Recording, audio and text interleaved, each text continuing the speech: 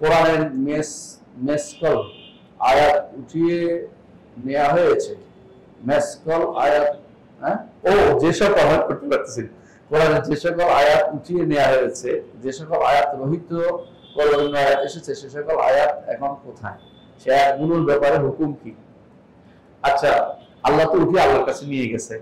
আল্লাহ বলছেন মা নানসাখ মিন আয়াতিন আও নুনসিহা নাতি বিখাইরিন মিনহা, আমরা ভুলিয়ে দেই অথবা সেটাকে আমরা নষ্ট করে রহিত করে দেই, আমরা একটু উত্তম জিনিস দিই।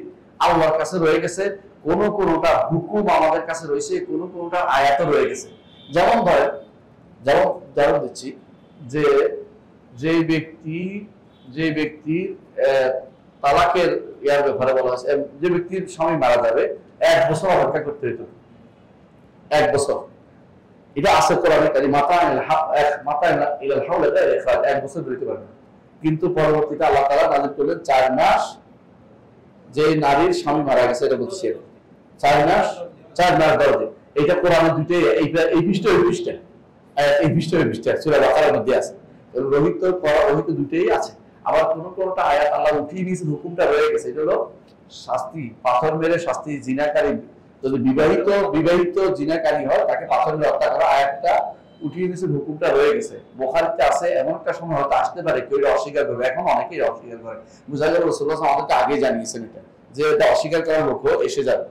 তো এরকম আরো অনেকগুলো রাসূলুল্লাহ সাহাবীদের বর্ণনায় আছে যে সূরা তালাককে বলা হতো সূরাতুল বাকারা সুগরা, মানে ছোট বাকারা, এত বড় ছিল। আল্লাহ এটাকে সংক্ষেপ করে দিয়ে আমাদের জন্য সহজ করে দিয়েছেন। সূরা বাকারা এটাকে তিনি উঠিয়ে নিয়েছেন। এটা আমাদের জন্য তিনি যতটুকু তার ইচ্ছা হয়েছে ততটুকু রেখেছেন, ততটুকু তার কাছে উঠিয়ে আবার নিয়ে তার বাণী তার কাছে আবার চলে গেছে বাকিটা। বুঝে আসছে কথাটা? জি।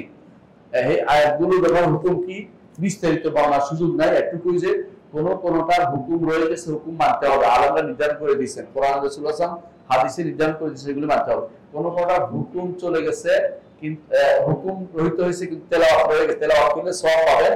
কিন্তু আপনি কেন রাখছে, আপনি কি আল্লাহর কথা শুনেন কি না শুনেন না, এটার জন্য তেলাওয়াত রেখে দিয়েছে, যে আমি যেটা যখন ইচ্ছা যেটা দেব তুমি মানবে কিনা তুমি দেখো, নাকি তোমার প্রবৃত্তির অনুসরণ করে চলো, এই জন্য।